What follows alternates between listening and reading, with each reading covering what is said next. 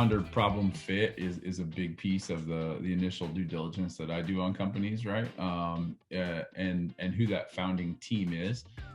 The development of the product is probably third on that list, really. I mean, if you have a good idea and you can put some good money towards it and some people around it, you can get the product done. And I think the angels are willing to kind of wait and work alongside you to get the development of that product done.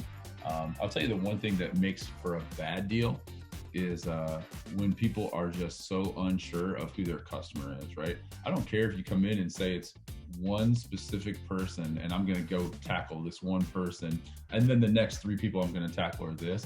But when you give me 7 examples of people that you're going to sell to, it makes it really hard for me to put good money on the table, knowing you're probably going to blow it because you're going to start here, and here, and you haven't actually done that customer discovery early on to know where you're trying to sell. You tend to look for, you've heard that cliche about the missionary and the mercenary type of entrepreneurs, right? So you tend to look for the missionary guys, the ones that are really trying to sincerely solve pain points that they've identified and they believe they're most qualified to solve. You tend to stay away from guys that are trying to build an enterprise within 3 years they're going to flip it. Those are what I would call sort of the mercenary bunch.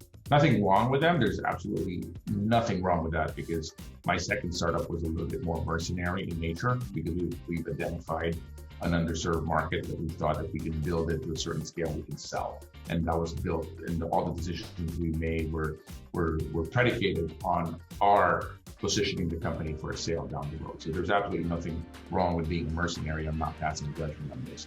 I mean, I think even before the list building happens is really having, I think, an honest assessment of like what the capital needs are, right? For example, at our previous company, we were able to reinvest every dollar of revenue with a really quick payback. And so the way that that's changed for us with Copper is, there's a lot of technical infrastructure and blocking and tackling that we just had to do to play the game, right? From a banking perspective. And so, we knew that what it would take to get from A to B was a little bit more capital intensive. And so just, I think at least for me and as a founder, especially in the early days, if you're able to bootstrap it. I think it also, matches to the size of the opportunity. We've seen really good early traction at Copper to where we feel like we've got channels that we're ready to scale. And so, I think that also plays into where you're at in that process.